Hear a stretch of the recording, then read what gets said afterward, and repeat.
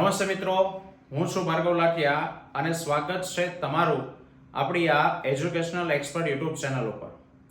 મિત્રો, ધોરણ 10 વિષય વિજ્ઞાન અને ટેકનોલોજીમાં પ્રકરણ 1 રાસાયણિક પ્રક્રિયા અને સમીકરણ, જેમાં આજે આપણે જોવાના છે ઓક્સિડેશન અને રિડક્શન પ્રક્રિયાઓ. તો મિત્રો, વિડીયો શરૂ કરીએ તે પહેલા વિડીયોને લાઈક કરો, કારણ કે તમારા લાઈક કરવાથી અમને આવા નવા વિડીયો બનાવવા માટેનું પ્રોત્સાહન છે તે મળે છે.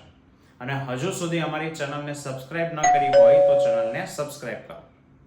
ચલો મિત્રો, તો વાત કરીએ સૌથી પહેલા પ્રવૃત્તિ. ભાઈ, એક ચાઇના ડીશ લઈએ, બાષ્પ વાટકી લઈએ અને એમાં લઈએ કોપર ધાતુના ટુકડા. તો કોપરનો રંગ છે કથ્થાઈ, બરાબર. હવે આપણે નીચેથી કરીએ એને ગરમ કરશો તો થોડા સમયમાં એવું દેખાશે મિત્રો કે કોપરની સપાટી ઉપર કાળા રંગનું પડ લાગી જશે. અને કાળા રંગનું પડ છે કોપર ઓક્સાઇડ. તો અવલોકન દેખાણો મિત્રો, રંગ બદલાણો, કથ્થાઈમાંથી કાળો થઈ ગયો, બરાબર. તો પ્રક્રિયા થઈ અને અહીંયા જે પ્રક્રિયા થઈ એ છે ઓક્સિડેશન. ચલો, તો એની વ્યાખ્યા અને ઉદાહરણો આપીએ કે ભાઈ, જે રાસાયણિક પ્રક્રિયા દરમિયાન કોઈ પદાર્થ એ ઓક્સિજન મેળવે અથવા હાઇડ્રોજન ગુમાવે તો તેવી પ્રક્રિયાને ઓક્સિડેશન પ્રક્રિયા કહેવાય. મિત્રો, શું થાય? કાંઈ એની અંદર ઓક્સિજન આવતો હોય અથવા હાઇડ્રોજન છે તે દૂર થતો હોય તો તેવી પ્રક્રિયાને ઓક્સિડેશન છે તે કહેવાય. તો આપણે હમણાં જે ઉદાહરણ લીધું એમાં શું હતું? કોપર Cu હતું. એને તમે ગરમ કરી એટલે ઓક્સિજન સાથે એને પ્રક્રિયા કરી અને એમાંથી બનાવ્યું CuO. તો તમે જોઈ શકો, કોપર એકલું હતું. એકલું મીન્સ કે સૂત્રમાં Cu એકલું છે, પણ નિપજમાં જ્યાં Cu છે ત્યાં Cu ની સાથે ઓક્સિજન આવી ગયું.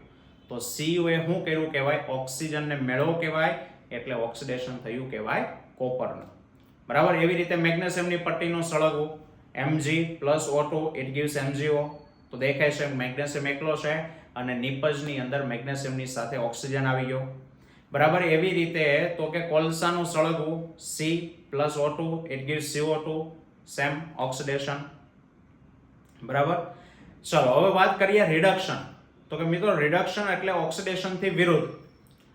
કે ભાઈ, જે રાસાયણિક પ્રક્રિયામાં પદાર્થ હાઇડ્રોજન મેળવે અથવા ઓક્સિજન દૂર કરે તો તેવી પ્રક્રિયાને રિડક્શન કહેવાય.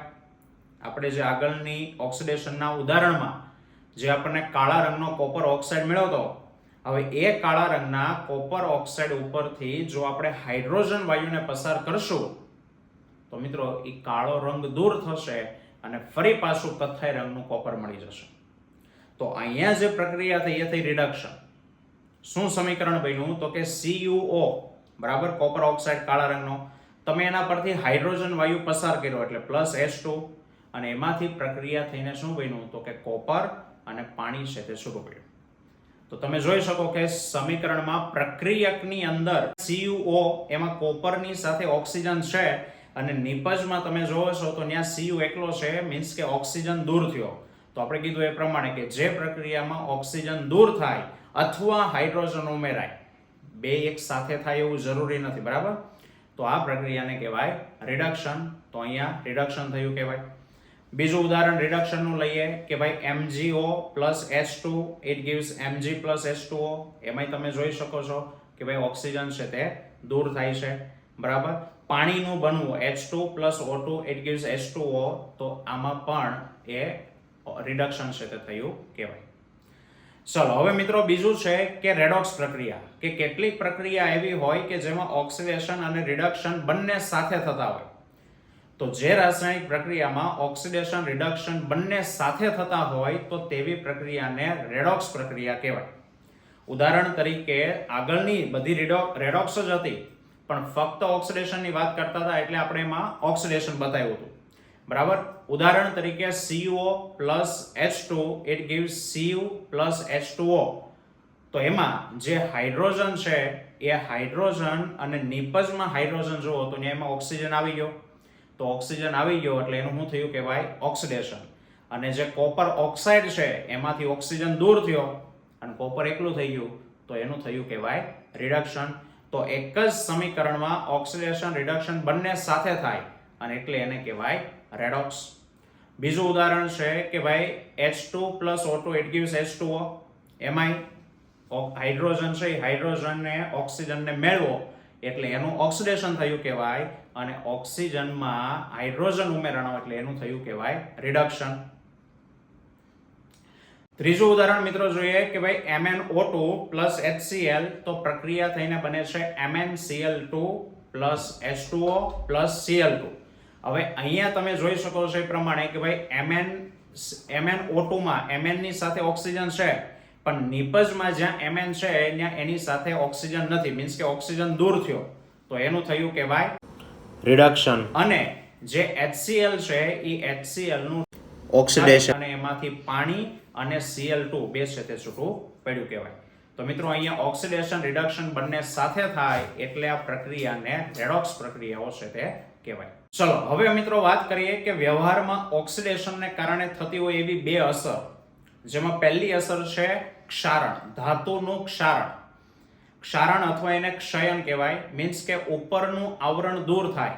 બરાબર, જેમ જમીનનું ધોવાણ થાય એમ ધાતુની સપાટી જ્યારે હવા, પાણી, ભેજ કે એસિડ આમાંથી કોઈના પણ સંપર્કમાં આવે તો ધાતુનું જે ઉપરનું આવરણ છે એ ખવાવા લાગે, અને આ પ્રક્રિયાને કહેવામાં આવે ધાતુનું ક્ષારણ. બરાબર, હવે ધાતુના ક્ષારણના ઉદાહરણ આપીએ મિત્રો, તો કે ભાઈ લોખંડને હવામાં ખુલ્લું રાખીએ તો લોખંડની ઉપર કથ્થાઈ રંગનું ફેરિક ઓક્સાઇડ આવરણ બને, જેને આપણે લોખંડનો કાટ કહીએ. બરાબર, ચાંદીને હવામાં ખુલ્લું રાખીએ તો ચાંદી હવામાંના સલ્ફર સાથે પ્રક્રિયા કરી અને કાળા રંગનું સિલ્વર સલ્ફાઇડ બનાવે, જેના કારણે ચાંદી છે તે કાળું પડી જાય છે.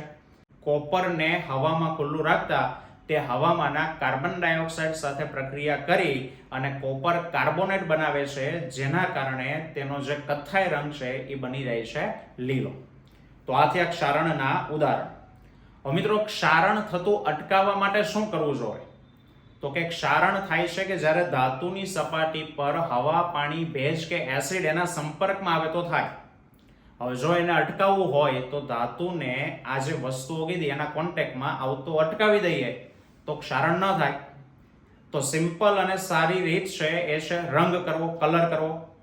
કે ધાતુની સપાટી ઉપર રંગ કરી દઈએ તો ધાતુની સપાટીની ઉપર એક લેયર લાગી ગયું, જેના કારણે હવા, પાણી, ભેજ, એસિડ ડાયરેક્ટ ધાતુના સંપર્કમાં આવશે નહીં. બરાબર, પણ આનું નુકસાન છે કે જો કોઈ સ્થળેથી રંગ નીકળી જાય એટલે પાછું કટાવાનું શરૂ થઈ જાય. બરાબર, બીજું છે તો કે ધાતુની સપાટી ઉપર ઓઇલ એટલે કે તેલ લગાવવું, ગ્રીસ લગાવવું. બરાબર, ક્રોમિયમનું પ્લેટિંગ એટલે એને કહેવાય ક્રોમ પ્લેટિંગ કરવું. લોખંડને કટાતું અટકાવવું હોય તો લોખંડ ઉપર એની કરતા વધુ સક્રિય ધાતુ ઝિંક એનું જો પડ ચડાવી દઈએ તો એ પ્રક્રિયાને કહેવાય ગેલ્વેનાઇઝેશન, અને આ પ્રક્રિયાથી જે લોખંડ બને એને કહેવાય ગેલ્વેનાઇઝ્ડ આયર્ન.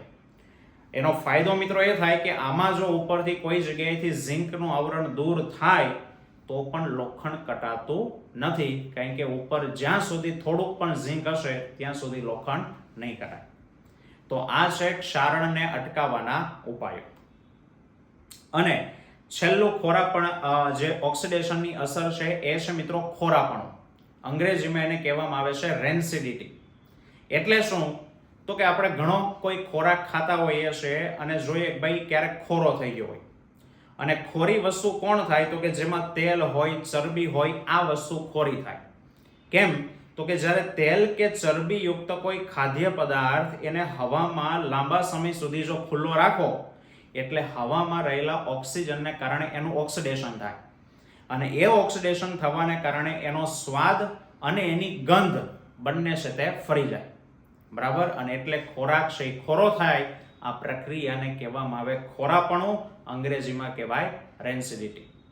તો મિત્રો ખોરાકને ખોરો થતો અટકાવવો હોય તો એની અંદર ઓક્સિડેશનનો વિરોધ કરે એવા પદાર્થ એમાં ઉમેરવા પડે, અને ઓક્સિડેશનનો વિરોધ કરે એવા પદાર્થ એટલે એને કહેવાય એન્ટીઓક્સિડન્ટ.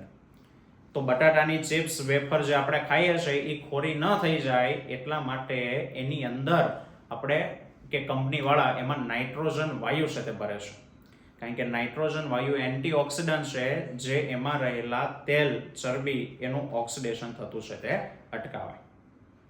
તો મિત્રો આ હતો આજનો આપણો આ ટોપિક. આવતા વિડીયોમાં ફરી પાછા મળીશું. ત્યાં સુધી જય હિન્દ, જય ભારત.